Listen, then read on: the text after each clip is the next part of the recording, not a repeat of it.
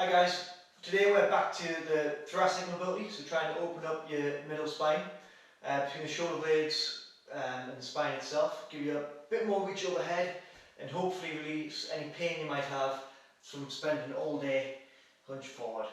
So, first exercise, you're going to need a foam roller or something similar, and we're going to work, bring our feet next to the wall, you need a foam roller roughly at the bottom of your shoulder blades. And we'll start with our hands at the head. Squeeze our bum nice and tight, like we've got a 50-pound note between your arse cheeks, and keep your core in nice and tight. So the first one, what we want to try and avoid too much is just letting go of all the tension and letting our back sprawl out. We want to try and keep some control there as we just drive our shoulder blades back, our shoulders back even as far as we can. Have a little twist maybe, a bit of a crack, and then come back forward. And it's just going to open us up before we go into the second one, which is going to be a bit more intense. So I'm still keeping my core tight, working through the range. And I'd probably go for 2 sets of 12 doing this one.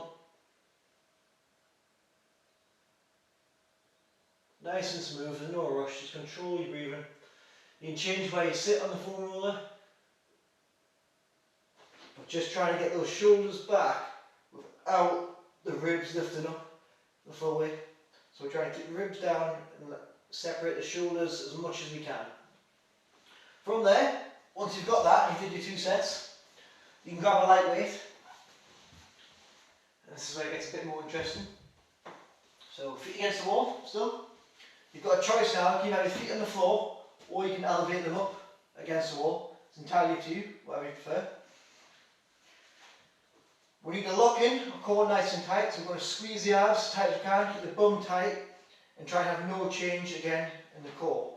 From there, you're going to take your weight up overhead, lower it back behind you, and from there, you want to try and have a big exhale. So you can let it drop back behind you. So I'm trying to drop through the shoulders, not just through the arms. Just hold it for a little bit. Keep your head neutral as best as possible. So what I'm working on is letting those shoulders relax rather than just bending backwards to get the depth. So as much as possible, each time I breathe out and exhale, oh big pop. I'm working on my shoulders, just relaxing and feeling that movement through the shoulder blades and the middle of my back. Then when you're done, you can just drop the weight lightly to the floor, come back, arms across your chest, and just have a very nice light roll on the foam roller. That one, you can either go for time, so work between 45 seconds to 2 minutes, spending your time there working on that range. If you try and really improve your mobility, overhead extension during lockdown, I would try and build up to 2 minutes. If you just try and do it as a warm up, get yourself loosened off, you can just go for like 5-6 reps, let yourself drop, and try and increase that range gradually before you train and do like a handstand session or any overhead lifting. Next, we've got a little bit of rotational work. So you'll need your pipe, stick, broom, mop, whatever you might be using. We'll bring it up on the back of the shoulders.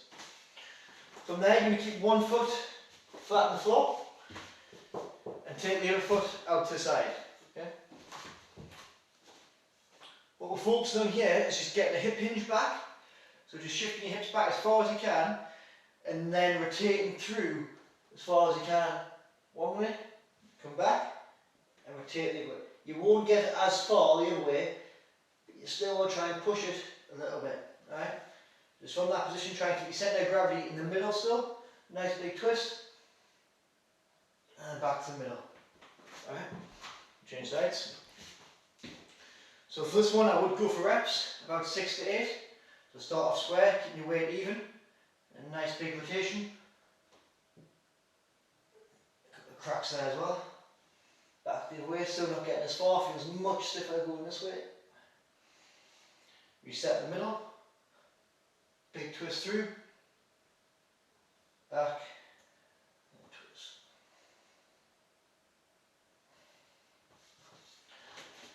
A lot of time when we get injured, especially lifting, it's because our body isn't used to rotation, especially with force added.